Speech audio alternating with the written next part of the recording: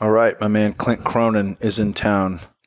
Hey, what's up, man? How are you? I'm doing great, brother. It's good to see you. Likewise, always a pleasure. It seems like we're still neighbors, even though there's 600 miles in between us here. It's pretty cool. Yeah. Well, hopefully not for long. You thinking about moving out? I am. I have family out here. It seems like I'm on the road more and more between LA and here, and this is a lot easier to sort of get to as opposed to going from LA to SF or LA to San Jose or whatever. So it makes sense, and got a lot of friends, a lot of family, a lot of things going on in town. Hell yeah. Vegas is a fucking cool spot. Always some fun shit to do here. Plenty of nature. Cost of living is a lot better than California. Hard to complain. That really is. It's pretty crazy. When you say nature, I think a lot of people associate Las Vegas, obviously, with the Strip and gambling and Fremont Street and all kinds of debauchery. But you've got some beautiful stuff out here. You know, Mount Charleston, Red Rock. It's a lot of fun. Yeah. I still need to get up to Lake Mead, but we hit up. We got a year pass for Red Rock and a bunch of the national parks. So Zion, Grand Canyon, we'll be hitting up all those once it starts to cool down a bit, probably fall time. Oh yeah, Red Rock's great for that. You can sort of just hike up there. It's not quite, it's beautiful, but in a different way from Mount Charleston. Mount Charleston's convenient when you have that heat wave and the electricity or the AC isn't working as it should. You can kind of take that trek out there 40 minutes and it's 20 degrees cooler at the top. So it's pretty nice. Well, Neo, our buddy and old time training partner, Noad Lahat, is a Israeli army guy and used to fight in the UFC, fights in Bellator now. I'm going to have him on the show soon. But he goes up to Mount Charleston. He was telling me that there's a waterfall because there's snow on this mountain up until mid-June. And he said the waterfall is, he's like, you think you do the Wim Hof, bud? And I was like, yeah, I'm down with the Wim Hof.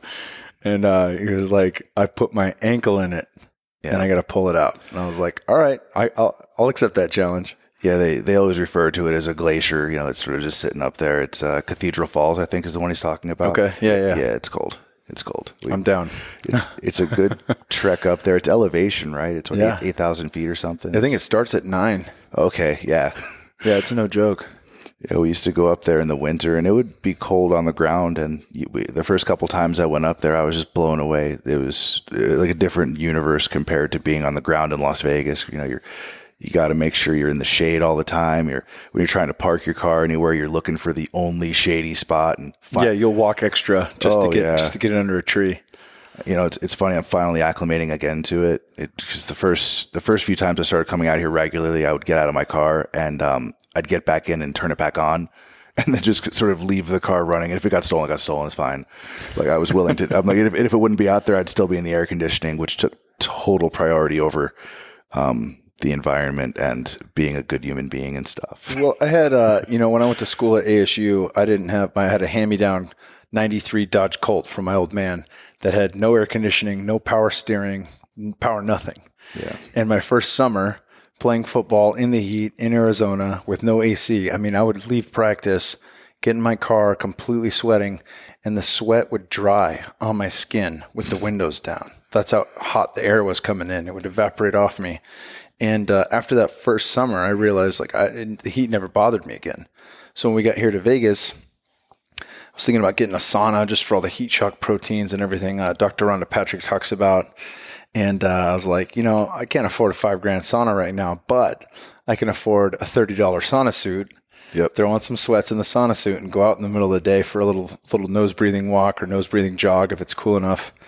And I feel incredibly adapted to the heat now. Like it doesn't bother me one bit just from that.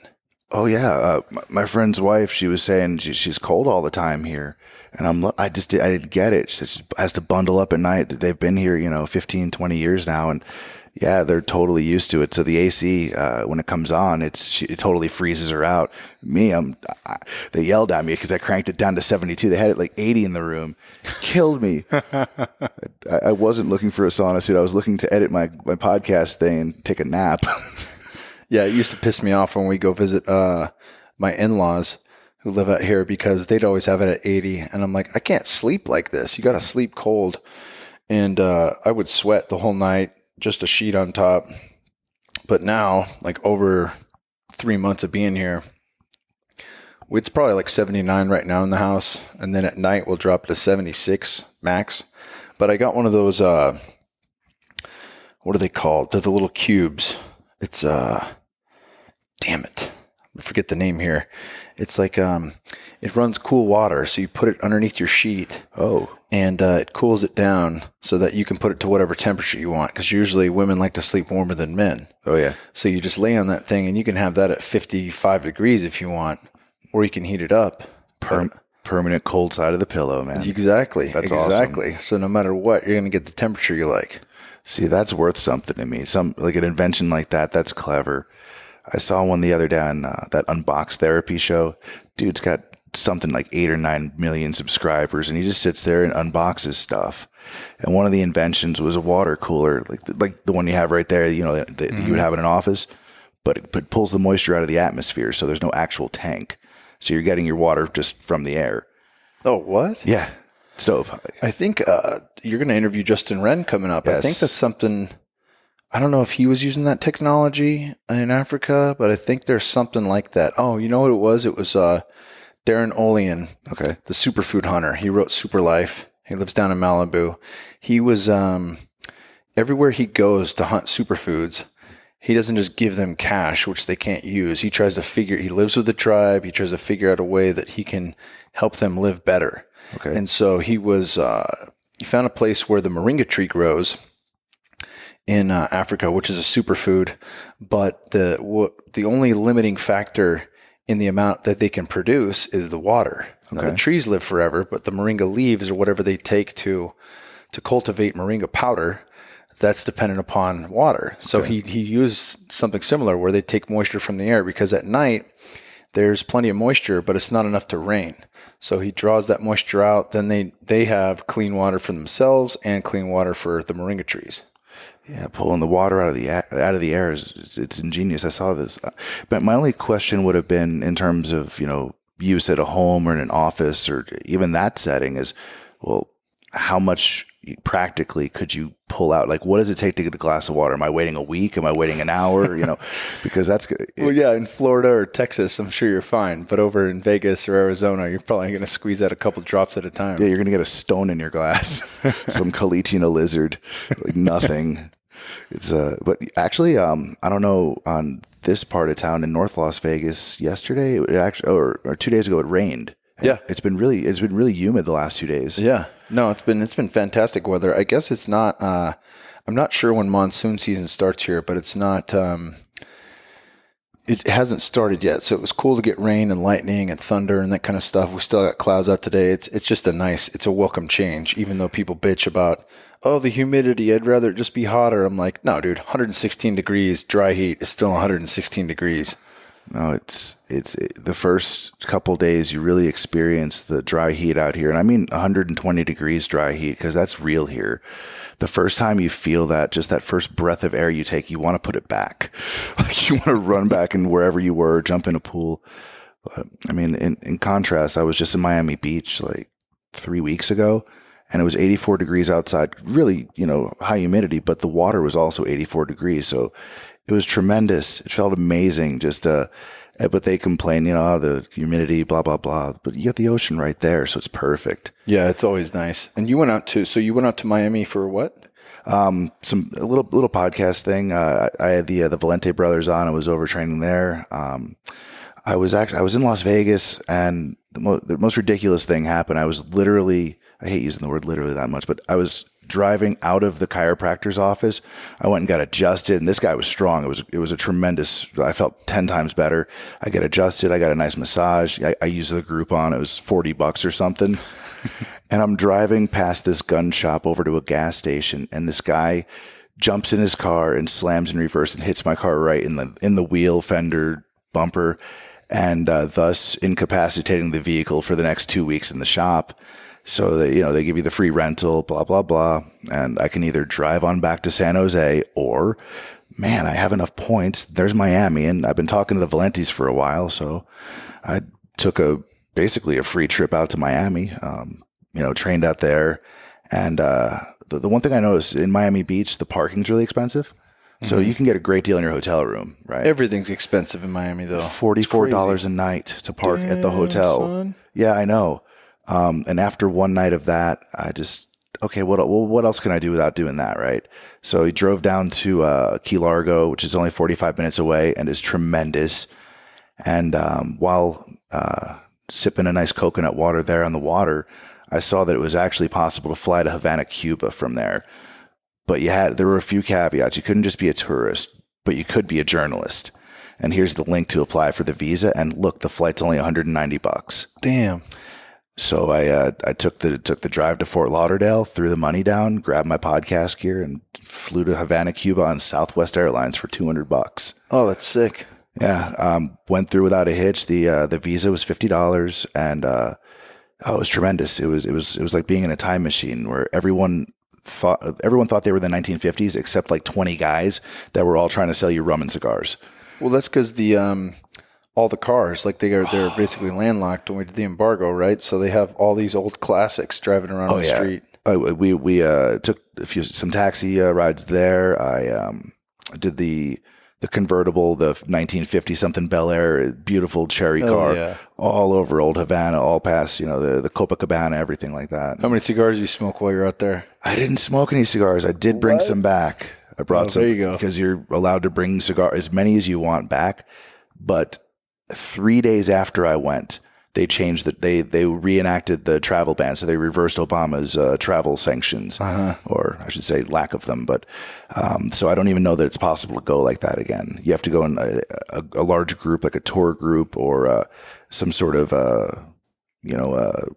charity type thing, or an education based endeavor. But yeah, you can't just go down there anymore as an individual. But yeah, getting into Cuba was easier than getting into Mexico or Brazil. They're just like, here you go. Welcome. Mexico's not hard to get into. Exactly. You just pay them $50 for the visa, and you write journalism. They look in your bags. They see a bunch of microphones and cameras, and then it was cool. It's very cool. Stayed in an Airbnb. There was a big screen TV with cable. I watched Everyone Loves Raymond on cable in Cuba.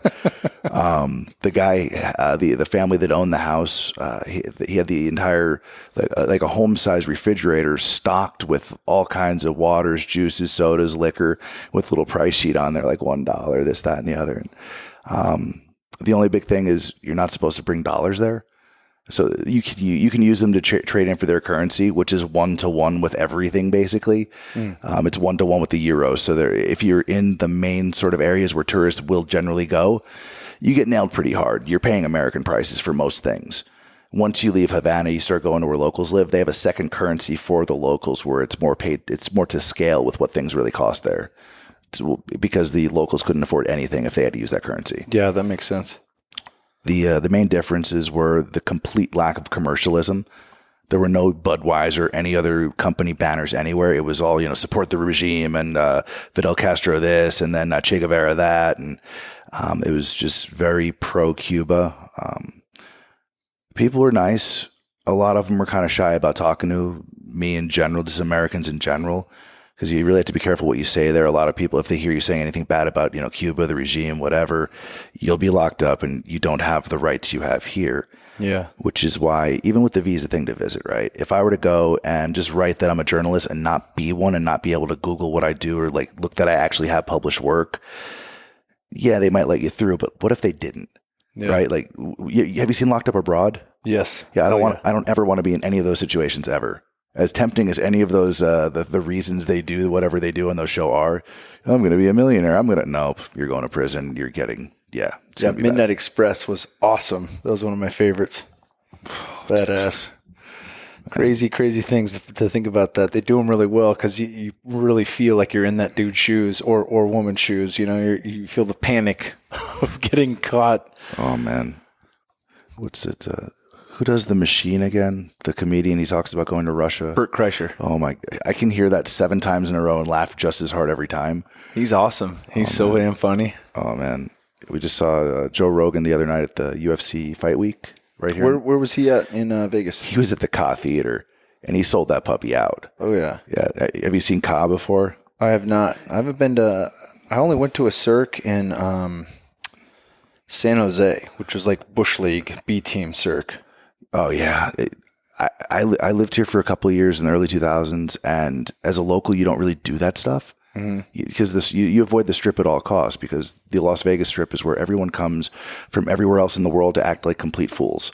And it's you've done plenty of security work. Seeing people drunk isn't fun. Yeah. And so, especially if you're not one of them. And, but what I will say about Ka is I think that stage was somewhere in like the $100 million mark or something. Wow. It's all hydraulic and huge, and it's the production was insane.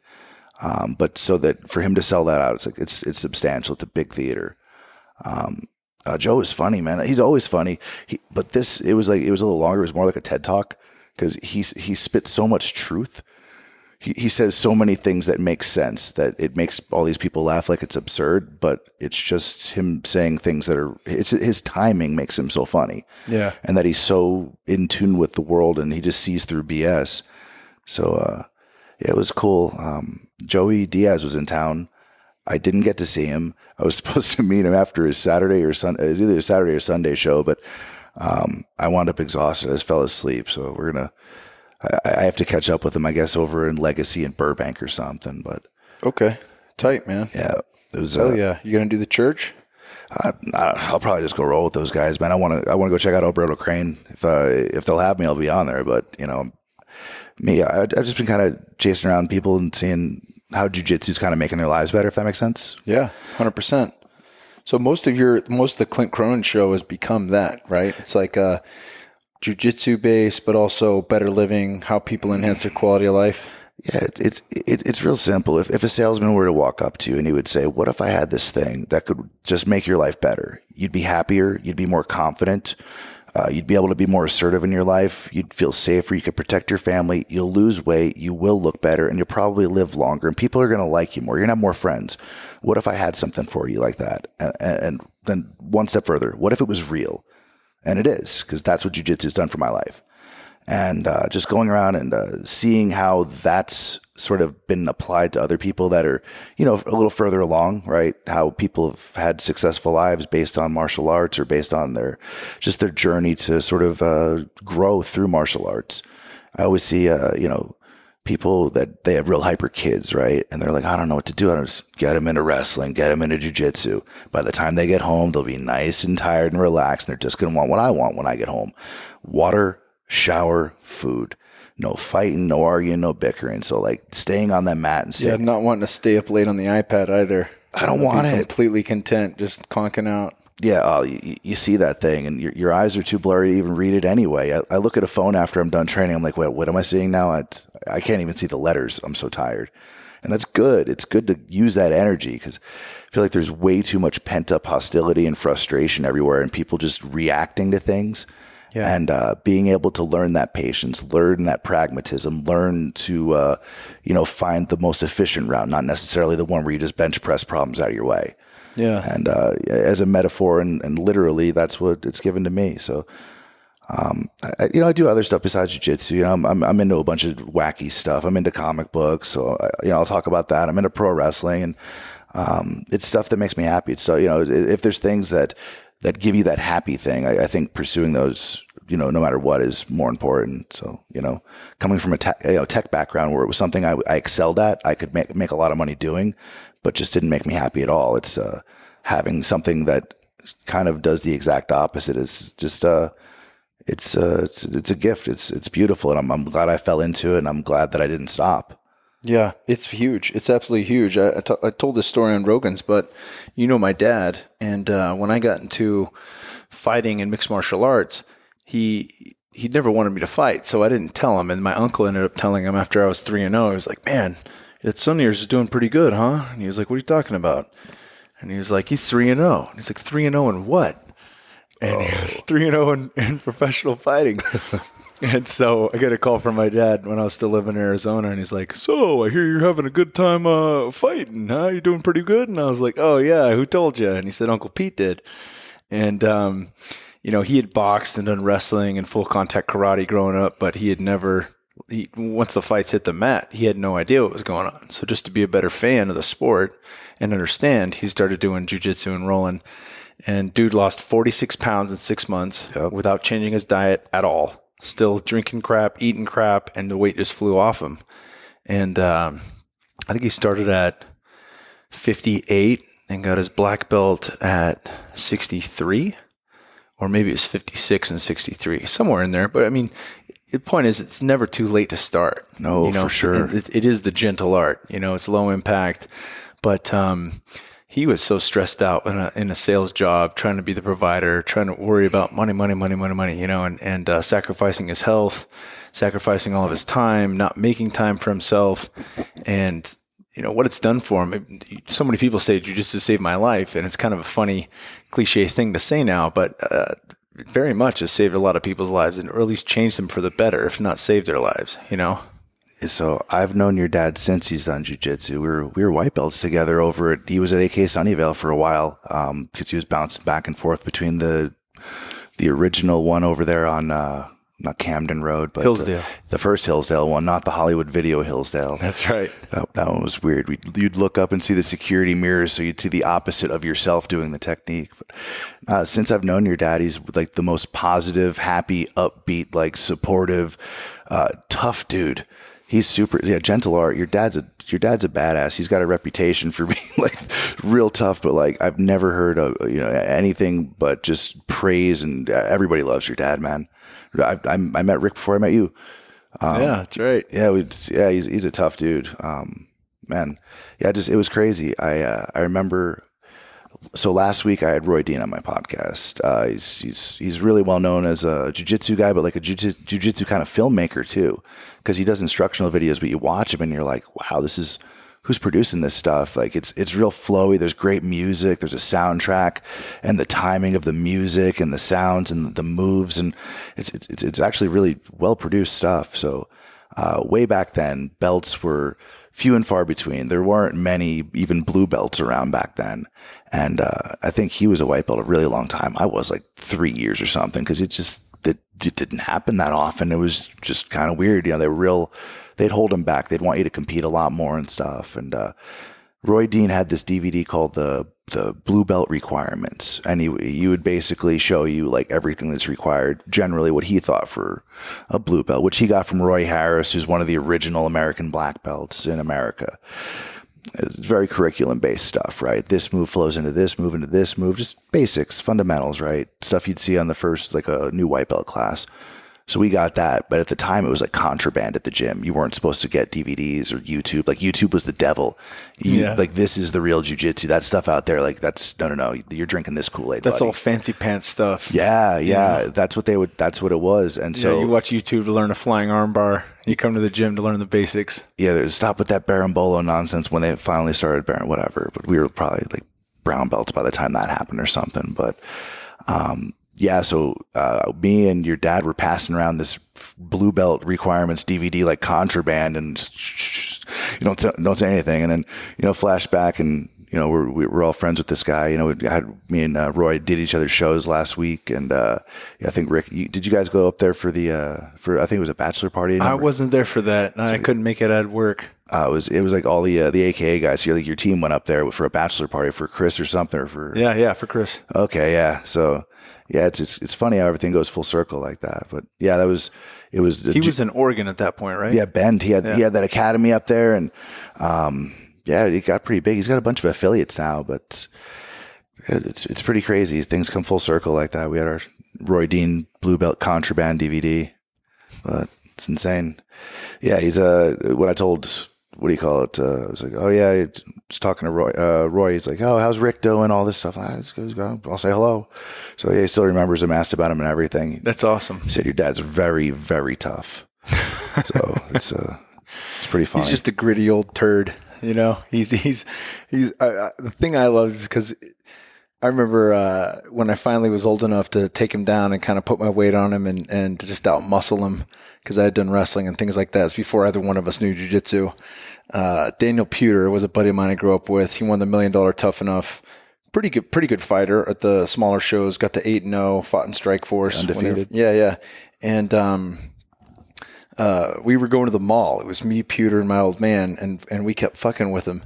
And so we're in the mall parking lot, and Pewter gives me the wink, like, let's get him. So I take him down on the asphalt. Oh. Cars are stopped, like we're in the middle of the parking lot, and I'm just pinning him there in full mount, and Pewter's circling around him and slapping him in the face every time he gets to his head. Oh. So after like 2 slaps, he waits for Pewter to circle around again, and I've got my one of my arms behind his head, and I'm like, my chest is over his face, and I'm kind of crushing his head into the gravel, and he's got a shaved head, so he's feeling all of this. Yeah, he's enjoying it. And because boys are assholes, but he, right when Pewter gets back to slap him again, my old man reaches up and grabs his nuts as hard as he can and turns and bites my nipple so hard that I levitated off of his body.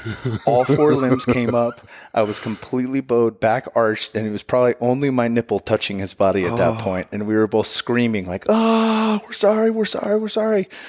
Let go, let go, let go." And through his teeth, he's like, "You're going to get off me? You're going to get off me?" And I'm like, "Yes, please stop." So we got off. We didn't mess with him after that. That's gangster. Yeah. That's some survival skills right That's there. old man shit. Yeah, he's been training with Neo at the Krav Maga. That's some Krav Maga stuff right there, man. So did you watch the fights this last weekend? I did. I had a little money on Bobby Knuckles, Mr. Robert Whittaker. And I wasn't entirely like 1,000% confident he was going to win, just because I had money on Weidman versus Romero. Okay. And then, you see Romero come out in the third with the flying knee, and you're just like, oh shit, dude, this guy's still got tons of energy in the third. But Whittaker's so smooth. He's got so much transition, great footwork. He's very fast, and he can play a good volume game. So being it's a 5-round fight, I thought he'd wear on him. I talked to Dan Hardy a little bit about it. He thought the same thing. Rounds 3, 4, and 5 would go to Whittaker, and that's what we saw. But it was a dope card, man. I was happy that we watched it. We were actually out in Chicago for a bachelor party. Otherwise, I would have tried to go had I been in town.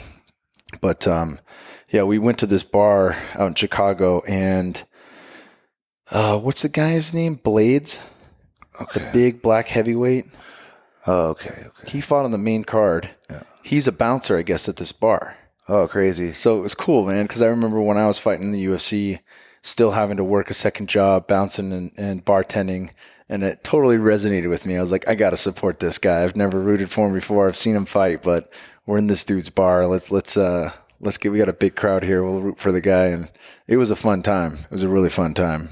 That's cool. You guys have that sort of brotherhood thing going. It's way more common than people think. A lot of fighters coming up, boxers, MMA fighters, all that. You see a lot of them working in these jobs just to get the training in during the day, and then the cash money paycheck there is nice. But yeah, you got to find balance. It's crazy now that even 2017 you're still seeing it, because you have to. Man, it's the young guys right now. They're so good. Everybody knows everything. It's insane. Like, not being able to, go full time and compete, versus having to hold down a job and the family and stuff. I don't see how people do it. I know a lot do, but Robert Drysdale made a really good point about how in jiu-jitsu the Brazilians do as well as they do. Culturally, we move away from our families, as soon as, college, as Americans, as Westerners, whatever you want to call it. When it's time to go, get out. Parents want their life back. Kids move off, do their own thing. Kids are by that time like, fuck you, mom and dad. I'm out of here. This is terrible. I want to go bang stuff and drink and party and have independence and figure out this, show my parents how wrong they are about life and music and fucking whatever.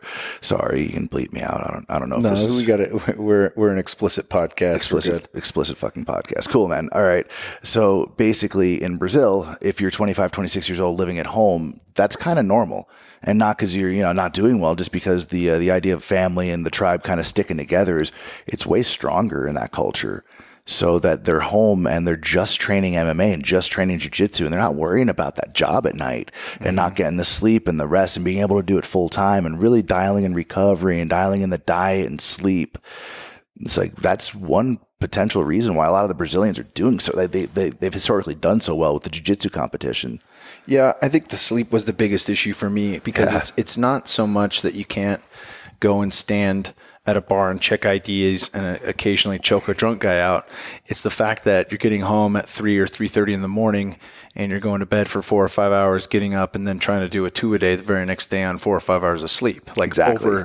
over time, your body doesn't hold up to that. When you're young, in your 20s, you can get away with it, but you're burning the candle at both ends because it's not the healthiest job in the world, right? So you start taking away certain lifestyle choices like sleep being possibly the greatest recovery tool in the game, then that definitely can cause some issues.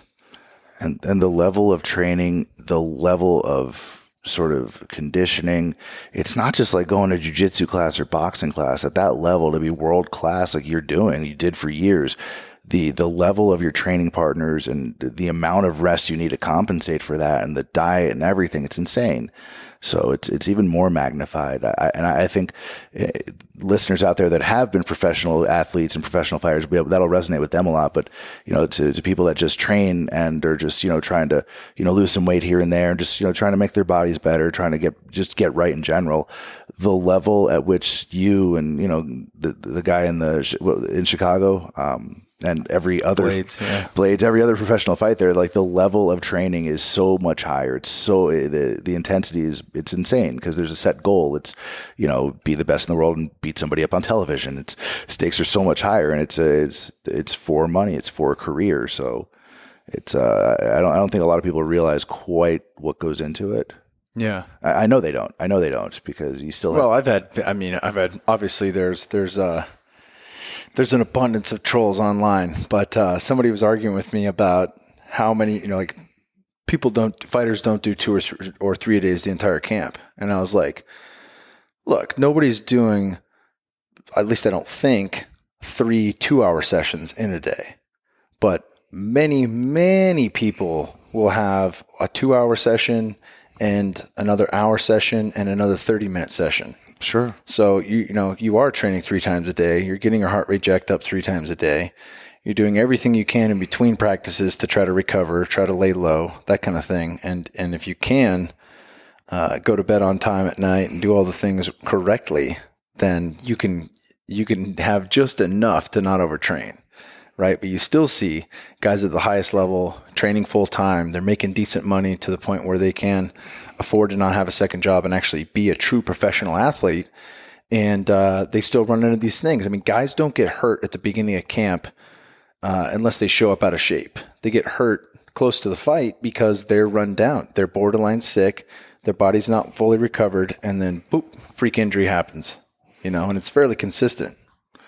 Yeah, I mean, getting sick in the middle of camp, closer to the end, and seeing people sick at the weigh-ins and just barely getting through there with a fever. Yeah, Amanda Nunez was just sick, right? She had the sinusitis or what? Sinusitis? Yeah, she had the itis. She had an itis. I know a lot of people are complaining about her pulling out because it's whatever. That's Dana's job is to make the fighters look bad if they pull out.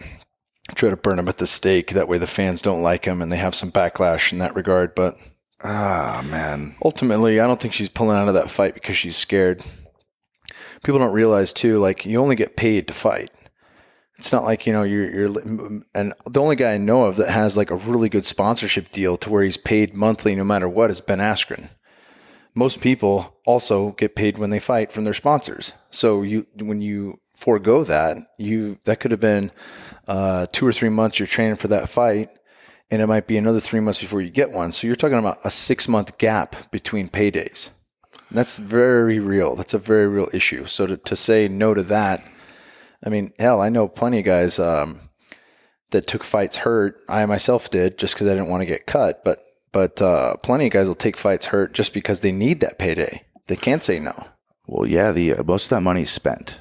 Mm-hmm. Ahead of the fight, that money is spent just living the cost of the camp. If they're supplements, organic food, diet, cryotherapy, massage, chiropractic, everything that you can do to try to heal and be not beat up come fight day. Oh, and then they probably have a car. They probably have gas to put in that car. Probably got rent, insurance, every bill that people go to work every day to do. If your job is to be a professional athlete, that's already your job. So all of those things you'll just go and be an accountant during the day, and at night, nope, you're going to get your head beat in so badly. it's that the level's too high now. The level's just because it's a bunch of former MMA fighters, former athletes, or just fans that they raised their kids to be monsters because that information was available, and now they're turning 18. This next generation is going to be even more savage. Look at the NFL. You're trying to tell me in the last, generation, people just put on 100 pounds of muscle and can now run twice as fast as a guy half their size from any other sport? No. Yeah, you see the guys like Dwight Freeney, 270 pounds running a 4.40. Yeah. You're like, that guy didn't exist 30 years ago. They were, and regardless of where that information came from and how it was sort of executed, they were afforded more information because of the stuff from the previous generation. Yep. And as things evolve, that information is going to contain more and more, anecdotal proof, and then we can look at what the fighters went through. We look at you can see it on all levels now. Like one of the things that went down in fighting when it first came around, obviously when it first came around, it was like the kumite, one style versus another style. I think a lot of people are familiar with UFC when they call it human cockfighting. So you had the boxer versus the wrestler versus the jiu-jitsu guy, that kind of stuff. And then it truly became mixed martial arts. But at a certain point, you still had guys like Jeremy Horn that were super talented fighters, but not necessarily the best athletes in the world. And of course now, like that's just as big of a requirement. You see guys like George St. Pierre and you realize or John Jones, you want to be at the top, Demetrius Johnson, guys like that, like you have to be explosive. You have to have cardio. You have to have all those things. So it's a whole new layer to it. But going back to jiu-jitsu, having watched these Eddie Bravo invitationals, I am fucking blown away by the development of the leg lock game, by the development of transitions to the back. Yeah. It is madness to see it. And what's cool is that it's all no-gi. So there's a lot less holding down. There's a lot less grip work.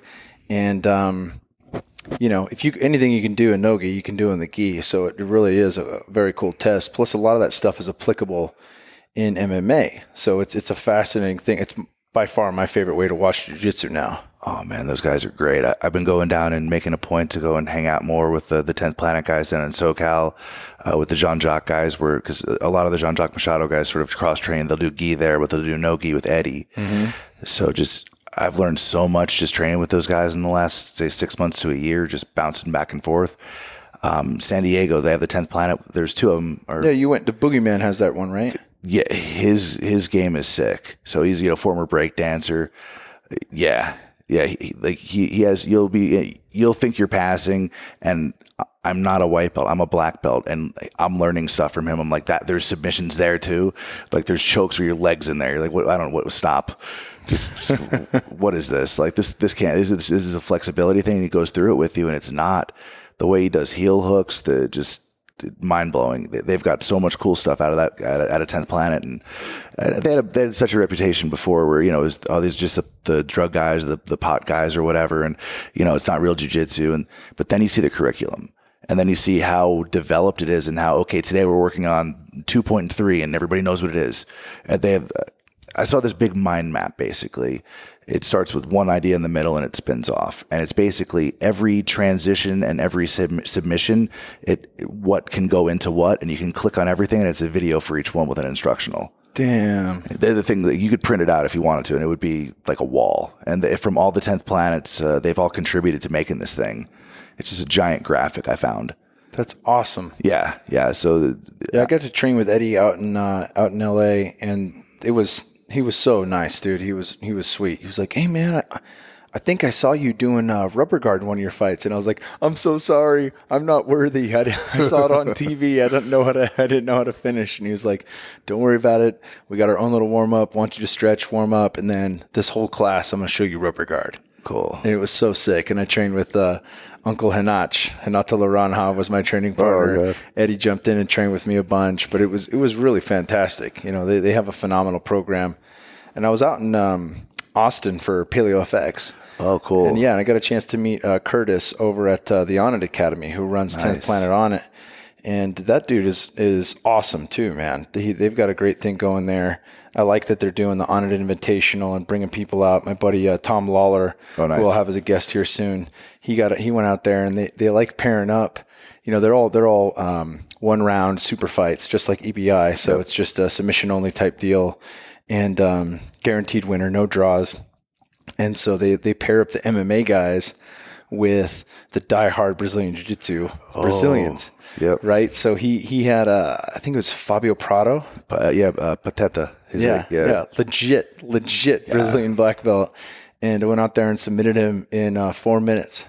Oh, Tom got him? Tom got him. Wow. Yeah. And so these guys, they were like, oh man, you're buddies with Tom? And I was like, yeah, man, we were on the Ultimate Fighter together. We ended up fighting each other, and we've remained friends over the years. Obviously, we're both in Vegas now. And he's got 2 kids, so it's not like I was training with him daily. We both had to work it out with babysitters and the wife's watching, that kind of stuff. But in the few sessions we got in, I was like, this guy's legit, man. He's ready to go. I know he's going to put up a good fight, but he still blew everyone away. So it's really cool to see that, like you can take different, and it's a completely different style. I mean, he basically got him with a cow catcher to like this inverted neck crank where he shoves your head down the opponent's head into his own sternum and full Nelsons him into him. And he caught me with that a few times, and I was like, it's an instant tap. Like you feel like your neck's going to snap. Told you, man, and pro wrestling's real. That's right. And he's doing pro wrestling now too. He's coming up in there. I don't know how closely you follow it, but on the independent scene, Tom's been getting really like high level opponents. He's main eventing over guys way more experienced, maybe not experienced, but like way bigger names in pro wrestling. So I'm sure he's making lots of friends in the locker room. But dude, he's getting some really high level guys. I wouldn't be surprised if they try to sign him in one of the bigger promotions soon. Yeah, that'd be cool. I'm rooting for him. I've seen a couple of his matches, and he's definitely got. I mean, for everyone fucking rolling their eyes right now that we're talking about pro wrestling, like it's a real thing. There's 2 things that are real about it. Number 1, these guys really get hurt. They really put their bodies on the line. And number 2, there's a boatload of technique that goes into it, so you minimize the risk of injury, because a lot of these dudes snap their necks, and it's not from a tombstone pile driver per se. It's from that freak accident where maybe you're dead tired and you're holding the guy up above you and you fall wrong, right? But I've got a shit ton of respect. Obviously, if you're from the 80s, you likely grew up watching guys like Hulk Hogan, Macho Man, all that in its prime, and I got a ton of respect for those guys. And I told Tom, I was like, man, I could never do what you're doing, because having put my body on the line and fighting, and for, table scraps, peanuts, shit pay, whatever you want to call it, it's not worth it to me to do that. And these guys in pro wrestling, unless you're at the top, it's the same deal. You don't make a lot of money. It's a grind. But I do respect the hell out of it. So I basically let him know that anytime he needs me to distract the referee and toss him a steel chair, I'll be there for that. But I don't plan on tag team happening anytime soon. Oh, man, because to really make it, the number of matches those guys wind up working is in the hundreds a year. And so imagine you're still doing that same training, because even though you're not actively out there, fighting in MMA, your body still has to look like you do, because you still have to sell it, right? People still have to want to pay to see you. So if you can stand in a mirror in a Speedo and be like, yeah, I'd pay to watch that, then you could probably make it in the business. But otherwise, not really. I went through training. I did about a year at an independent promotion in San Jose. It's hell on your body. You just fall, get up. Okay, now we're going to get hit in the face. Okay, don't hit him that hard. Okay, don't hit him that hard. And so by the 10th time, you've got a black eye or a concussion. There's no gloves. You're training. Okay, jump, go to the top rope, fall off. Go to the top rope, fall off. Oh, you're not doing it right. Okay, do it 10 more times. So it sucks. It's the feeling the next morning from waking up from hard martial arts training versus hard pro wrestling training. It's different. It's just the over and over impact on your back from those bumps sucks. Yeah. It's hard training, man. I was just down in Long Beach for New Japan Pro Wrestling. So Japanese pro wrestling and American pro wrestling are not the same thing. I should say WWE and Japanese wrestling, like the mainstream stuff. It's you have way more MMA guys. You have Sakuraba. You got Josh Barnett he's a regular there. You had Brock Lesnar, Kurt Angle. All real athletes, real people that they'll hurt you. Lesnar and Angle are doing the Japanese circuit? They were. Now, that's awesome. They're both former New Japan champions and stuff. Lesnar and Angle were like feuding down there. Oh, that's really cool. Yeah, and Barnett still does it. Barnett he was actually there on commentary at this event in Long Beach. So it was the first tour that New Japan has done at the United States. So they wanted to crown a United States champion, and they brought in some former Japanese MMA guys that do it now. Like this guy Ishii, I think he used to do some MMA stuff, yeah, it was insane. The level of athleticism and just the stuff they're doing, the moves that they're doing, the flying around. It's not, the Mexican wrestling, the lucha libre, how it's kind of flippy and stuff. Mm-hmm. It's not like that. It's higher impact, but they're still flying. You look at what they're doing, and it's somehow wrestling, but a little MMA in there, a lot of parkour now. Oh wow. Yeah. These guys fly. It doesn't make sense because they're not that small. I mean, these are all people. The ones that are really making it are all about, probably 215, 220. But, think about, cutting weight to 205 and then jumping off the ropes out into the crowd or something. It's not happening. Like, I think they have hollow bones or something. I haven't figured it out, but. Bunch of birds flying around. Yeah, they're just birds. There's birds. That's all. But they had a 2-day event. You had Josh Barnett on commentary because he signed to that promotion as their American color commentator. Okay. So it's, I mean, you try telling Josh Barnett pro wrestling's fake, and I don't think it'd go that well. I heard he's one of the worst people on earth to train with because he will crank the shit out of a submission. And it's catch style, which is a little faster than like traditional jiu-jitsu or Brazilian jiu-jitsu. Is that right? It's the violent art, yeah. Yeah, it's like instantaneous. You get a hold and you just yank as hard as you can. Well, let's say we do the traditional Brazilian jiu-jitsu thing and we get his back, sink hooks, and we go for the choke. He's defending the choke, but he already is preemptively doing that anyway. They have shin locks where when you get your hook in there, they dig your elbow into the piece right here between your calf and your shin bone. Like they'll like anchor their elbow into it and then pull up on the side of your foot. It's called a shin lock, and it sucks. So you go sinking a hook on them, you're tapping pretty much. They have the thing where you step, if they cross their feet on you, you step over and kind of bring your hips forward. Hurts way worse than that. It sounds brutal. Yeah, they have lots of weird submissions like that. A lot of cranks. What do you get Dean Lister with? Wasn't it like a schoolyard headlock? Yeah. And just buried him with his body weight, right? He had him in, like a modified Geisakatami, like a scarf hold, but he was wrenching up on the head and arm for a while. But this is after he laid on him for like the better part of 10 minutes. And at the end of it, he just put all of his weight on his chest. He got that head and arm and just, he cranked up on it real hard. And the reason that he did that is because that was the last time before that Dean Lister was submitted was in that move. Yeah. I'm gonna run it back one more time to get you. So you have Barnett out there in his wrestling trunks, Speedo, sweating all over you at 200 and God knows what pounds. And then you've just done a 10-minute match, and now he's putting his weight on you. Now he's on your chest. Now he's taking away your air, and he's doing it on purpose. Yeah, there's no feeling like being suffocated underneath another man, especially if they have more weight than you do. Yeah, it is like drowning in the water, and it's almost worse than. I mean, a choke. If the guy gets it, it's it's there. If you have wiggle room to get out, or if it's getting tighter, and it's a pretty fast tap. But when someone's just crushing you.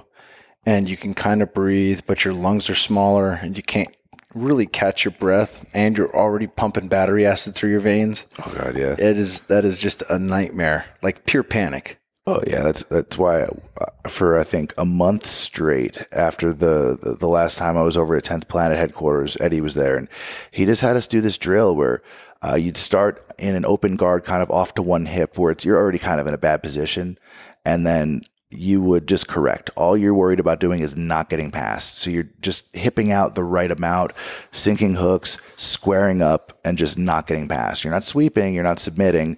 All you're doing is not letting him pass you. So a lot of it was like framing, kind of locking your elbows out and just throwing in one extra hip escape. And so I drilled that when I would roll for about the next month at whoever I would train with. When we would start an open guard or when I would get to that position, all I was doing is just no pass, to the point where now you're calm. And that the person on top of you, they're going to make a mistake because they're going to get frustrated. You almost every single time are able to arm drag them into a darce because they get so pissed off at you because all they want to do is get past that leg. You're not inverting just to invert. It's like if he steps a little bit, you just hip a little bit. If he steps a little more, a little hook, square up. And just by being annoying like that and using the right amount of response for their technique and just little hip movements and stuff, it helped me a lot from just, a lot of people, they're about to get past. There's like, that minute where you hit the apex when someone gets past your leg and you're like, damn it. Then you exhale and they settle onto you. And you both kind of just have that exhale at the same time.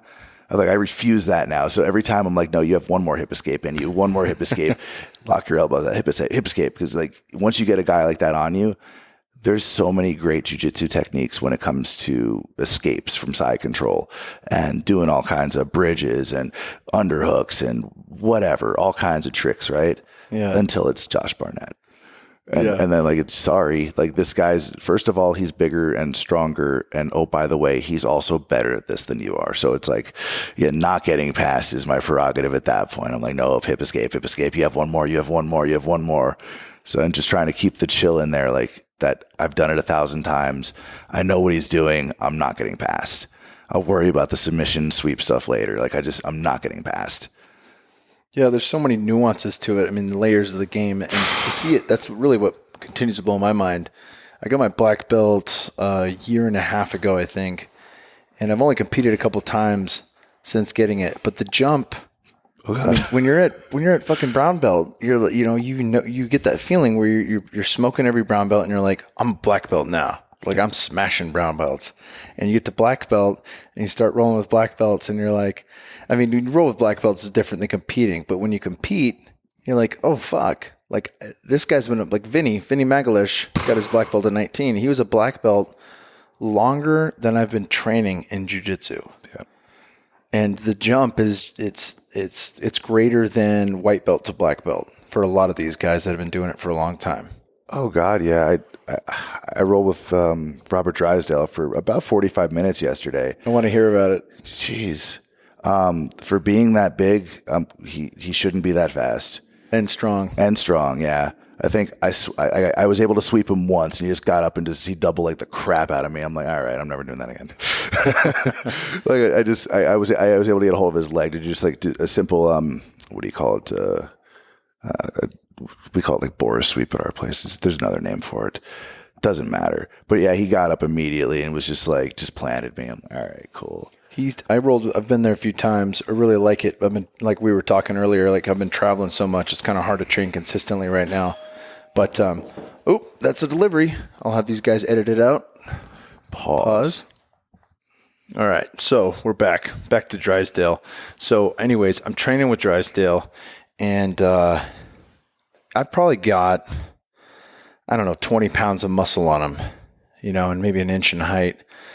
Obviously, jiu-jitsu is his craft. He's been doing a lot longer than I have. But I figured he'd be better than me, but it wouldn't be a total ass beating.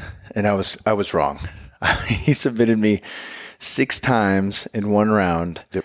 And was not breathing hard, was not sweating, and I was completely spent. I mean, just fried. And I think you told me that you were close to vomiting at the end of your 45-minute session. Oh, this is the first time in years where I'm actually got a little headache going, and okay, I'm feeling it in my gut right now. This very well could be a little vomit here happening. And I had to take a breath and, all right, hold on, let me just collect my faculties. And all I kept thinking was, no, this means my cardio needs work. This is when I need to train. I need to train now.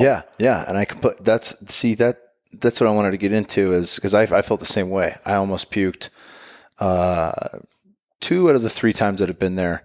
The last time I was there, we did no-gi. I got choked so many times that I had a headache for 10 minutes. I had to lay there doing Wim Hof breathing to hyperoxygenate the brain so I could get off the mat. That's how messed up I was. This is Drysdale's? Yeah, for average people that are like, oh, that doesn't sound like fun. I don't want to jump in there and do that. And you got to understand, like, if you're a white belt, no one's going to beat the crap out of you like that. But people know I can take it, so they're going to give me what I can take. And that's very much what I was asking for. But the thing that I learned there was, because, I got my own little box, as they call them, the CrossFit guys call them that. I got a nice little setup in the garage for lifting weights, things like that. So I can be fairly consistent with my weightlifting. And even though I can't stand doing cardio, I can go do one of these sauna suit nose breathing walks which will help me with adaptability to heat and aerobic threshold, those kind of things. But it's pretty rare I'm doing high intensity intervals, which is what jiu-jitsu is, right? Yeah. So that made me realize two things. Number one, I got to lose weight, even if it means sacrificing some strength. So I've dropped 10 pounds since then in the last 2 weeks. And I'll probably drop another 5 because if I recall correctly, I always felt my best at around 220 pounds in terms of strength, speed, stamina, that kind of stuff. But that's kind of one of the driving forces is that I talk about health and wellness and things like that as you do. And for people, a lot of people who want to lose weight, they're doing it either because they don't like the way they look or the doctor says, hey, dude, you're fat, you're going to have a stroke or a heart attack, whatever the case may be. It's an outside influence. It's not something that you really want or desire for yourself. But one of the greatest motivators is getting your ass beat by another human being to make you want to change and to make you realize like, hey, I can go a little bit longer. I can last a little bit longer if I'm carrying just a little bit less weight. Right? Oh, absolutely. I noticed that especially if my weight starts carrying away, getting carried away, and I'm even talking a couple pounds of just, bad eating for a few days, a lot of breads, a lot of starches, I'll notice it that next week. And it's that I'm paying for it, just carrying the extra little bit of weight, especially in the summertime. In the winter, it's, not as bad. Everyone's carrying a little extra in the winter, probably. Right. Yeah. But in the summertime, it's really, it's really amplified, especially we're coming from a different climate, completely different elevation. Now we're in the middle of the desert and they have AC, but your body doesn't care. It doesn't know about that. It knows that in that atmospheric pressure, that just that elevation, the heat outside, it knows that it's at 120 outside and trying to have the same gas tank. Salud. Excuse me. When you go to a different environment like that, just even from, humidity to just a dry climate or going from 110 degrees to 80 degrees or vice versa, or flying across the ocean or to Asia or to, Brazil or something like that, it takes a while for your body to adapt. So right now I'm 210 and I came down from 220 just being in the desert this much because carrying it didn't make sense. It was hard. Yeah. It was, is my deadlift suffering and all that stuff? Yeah. But at the same time, I'm able to make it further through these sessions. Well, and that's what it is. It's balance, right? Yeah. Everyone wants to be as strong as they possibly can be. Well, I shouldn't say that. Most athletes want to be as strong as they possibly can be, as fast as they possibly can be, have the most endurance they possibly can. But there has to be that happy medium of what's right for you specifically, because we are all individuals, and what works best for your game, what works best for your timing and scheduling, because, I got a job, you got a job, we're doing podcasts, we're doing different things. I got a wife and a kid. Everyone gets pulled in different directions, whether you're the 40-hour-a-week guy or whether you're doing some oddball stuff like we are. You still have other demands from you that don't allow you to just train full-time like a fighter would and, go and get your cryotherapy and massage and all this stuff in between training. And so you really have to pick and choose kind of what's going to help you the most, understanding what you need. Oh, absolutely. I mean, and people are probably going to say, well, why don't you just go out there and do HIIT training and pick up a kettlebell?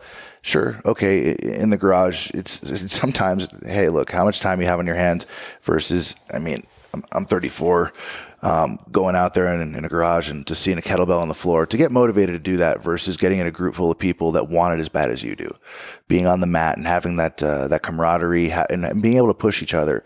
Cause every gym's kind of like an ecosystem, everybody kind of knows where they are based on their performance and nothing else, right? It's the last honest job, where you sit in that, in the hierarchy or the pride of lions or whatever in that gym, it's based on your performance. And, regardless of what you've done or what you did, there'll always be respect for that, for the legacy side. But those upcoming guys, they're always going to try to challenge us. And they're better than we were at that age. Oh, for sure. Like way better. But yeah, something you talked about real quick was the community and the camaraderie. Yeah. And that's something that I think, Rob Wolf talked about it in Wired to Eat in terms of why are we as a culture so unhappy now. It's because we've lost that. We're online all the time. Sebastian Junger just wrote a book called Tribe. I heard him on Rogan's talking about it. I just got it on Audible, but I haven't started it. And, it's these concepts of, we're not going to live, most people aren't going to live 3 generations deep like an Asian family or the Brazilians in Brazil, those kind of things, because they just can't stand being around their parents like we spoke of. And, you're not in a tribe, you're not in a close-knit group where you know everyone and everyone knows you unless you live in a small town out in the middle of nowhere. That's rare. So how do we find these things? Well, you find them by joining something that's bigger than yourself, but it's still close and it's still small. And that's why CrossFit blew up. Yep. You know, CrossFit got so big because of that. And I think something that's more sustainable than CrossFit would be something like jiu-jitsu or yoga. And the real issue with yoga is that you don't talk when you go to class. You know, you go there, you have your experience, you can chat a little bit afterwards, that kind of thing. And I'm all about yoga. I think it's phenomenal. But you're missing an element there of truly interacting with one another as you do. And really, you know, yoga's by, you know, you all have your mat, you stay on your mat, you're not engaging with other humans in the same way that you do in martial arts. I mean, when you have someone sweating into your face, you're pretty close to one another. So that direct human contact is there.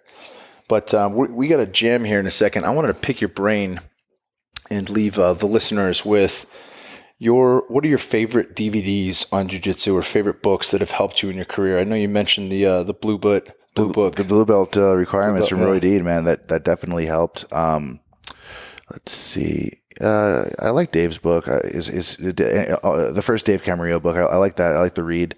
The one on drilling he did, the Submission Impossible, I think is what it was called, or Position Impossible. It was cool. Andre Galvao's book on drilling has a lot of cool like things you can do yourself, cool drilling techniques. And in terms of DVDs, man, there's so many out there right now. The stuff they're doing over at Kyotera is produced pretty well. I think it's Digitsu. So, and I think Christina Barlon's stuff, she's doing some now. They're all really technical over there. I used to have Mendez Brothers subscription, but man, it's hard. There's so many. There's so much technique. There's so much stuff.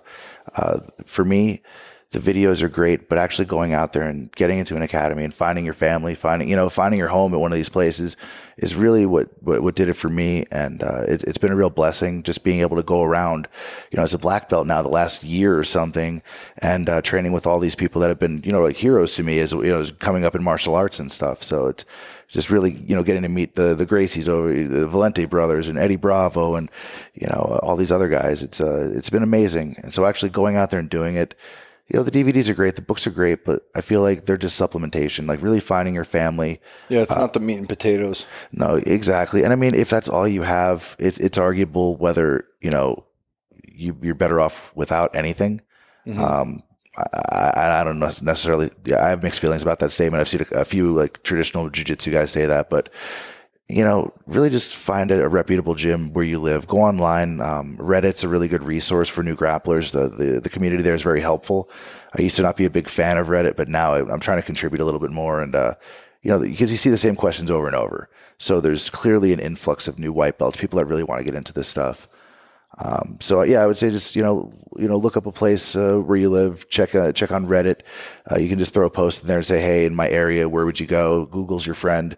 But there's a lot of gyms that aren't that great either. So finding a good place that has good people, and it all comes down to the vibe the instructor sets, right? So if they're positive, if they're out there, if they're trying to really nurture the growth of their gym and new students, like that's what you really want. You want that family environment, because I think naturally that's where jiu-jitsu wants to go. So I'm very blessed and lucky to have found it, and this is how I'm spending the rest of my life, man. It's just doing things that make me happy. I like jiu-jitsu. Right now, my kind of thing that I'm doing, I'm out there making friends and learning stuff.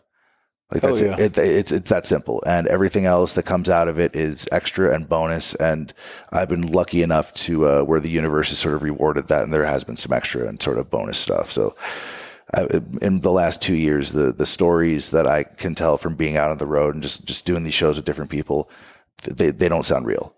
They sound like I'm just making stuff up, but it's very well documented.